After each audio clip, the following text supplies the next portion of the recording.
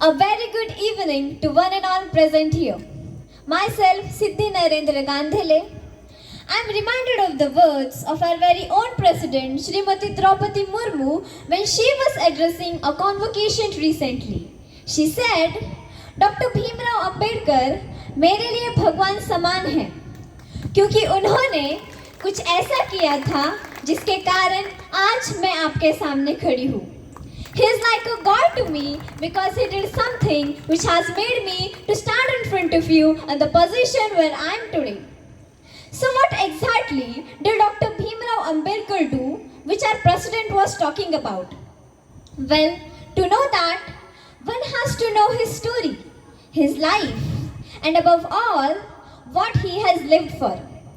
सबसे पहले संविधान के स्वारकार बाबा साहेब डॉक्टर भीमराव अंबेडकर के चरणों में अपने श्रद्धा के सुमन अर्पित करते हुए 6 भाषाओं के ज्ञान के साथ 26 डिग्रियों के साथ जब वो शख्स भारत अपने देश लौट कर आता है तो कभी कल्पना नहीं की थी कि सर छुपाने के लिए एक छत जाति छुपा कर मिलेगी.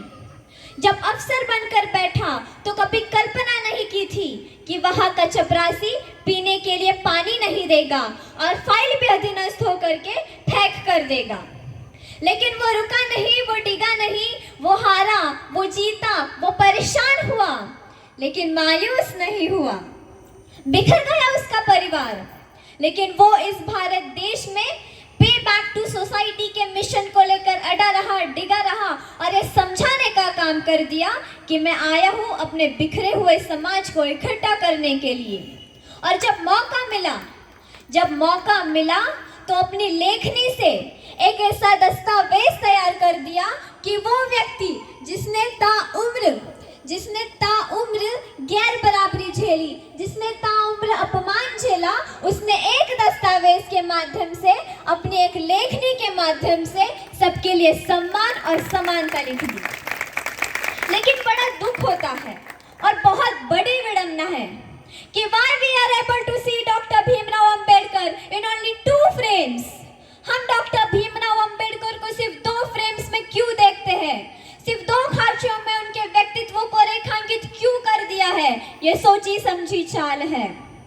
अगर आपने देखा होगा डॉक्टर भीमराव अंबेडकर को एक सूट बूट पहने संविधान की किताब को पकड़े हुए उस व्यक्ति को, या सिर्फ संविधान वीरता के रूप में, और या देखा होगा दलितों के नेता और आरक्षण वाले शख्स के रूप में.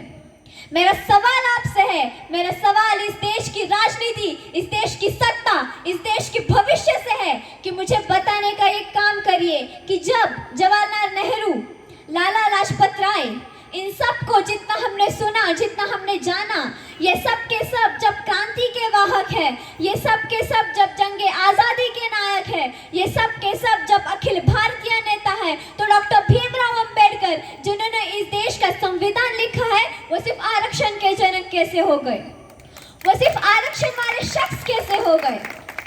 मैं आप सबसे यह कहना चाहूंगी कि समझ लीजिए, डॉक्टर भीमराव अंबेडकर को परिभाषित आप आरक्षण वाले शख्स के रूप में नहीं कर सकते. उनका पूरा परिचय होगा समाजशास्त्री डॉक्टर भीमराव अंबेडकर.